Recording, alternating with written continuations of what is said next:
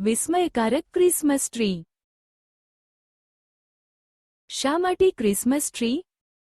નાતાલનું વૃક્ષ તહેવારોની મોસમનું પ્રિય પ્રતીક છે, જે સાંસ્કૃતિક અને ધાર્મિક દૃષ્ટિકોણના આધારે વિવિધ વિષયોનું પ્રતિનિધિત્વ કરે છે.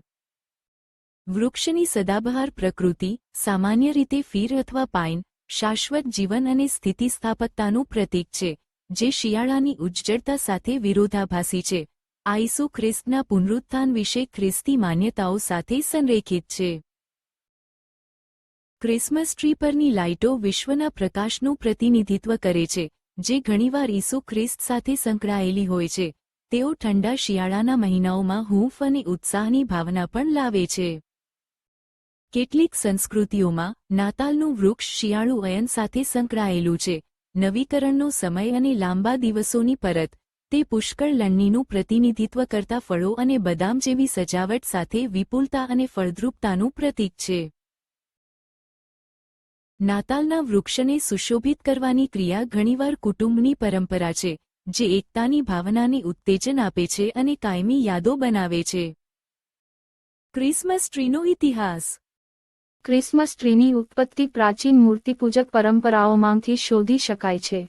શરૂઆતના યુરોપિયનો શિયાળાના અયનકાળ દરમિયાન દુષ્ટ આત્માઓથી બચવા અને સારા નસીબને આમંત્રણ આપવા માટે તેમના ઘરોને સદાબહારથી શણગારતા હતા.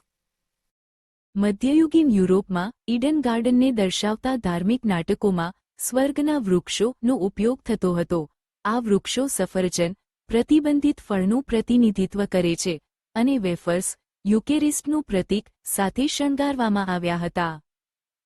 આધુનિક ક્રિસમસ ટ્રી, તે 16મી સદી દરમિયાન જર્મનીમાં ઉદ્ભવ્યું હતું. ધર્મપ્રેમી ખ્રિસ્તીઓએ નાતાલની ઉજવણી માટે સુશોભિત વૃક્ષો તેમના ઘરોમાં લાવવાનું શરૂ કર્યું.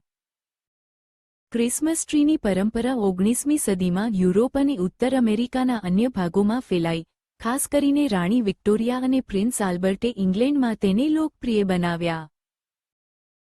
ક્રિસમસ ટ્રીના વૈજ્ઞાનિક કારણો. સદાબહાર વૃક્ષો ઠંડા આબોહવામાં ખીલવા માટે વિકસિત થયા છે.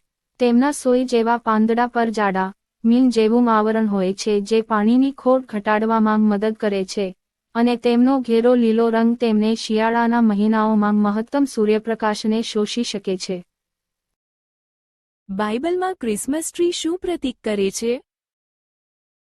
બાઇબલ સ્પષ્ટપણે નાતાલના વૃક્ષોનો ઉલ્લેખ કરતું નથી. જો કે, ખ્રિસ્તીઓ ઘણીવાર સદાબહાર વૃક્ષને શાશ્વત જીવનના પ્રતીક તરીકે જુએ છે, જે ભગવાનની સ્થાયી પ્રકૃતિ અને ઈસુ ખ્રિસ્તના પુનરુત્થાનનું પ્રતિનિધિત્વ કરે છે. Thank you.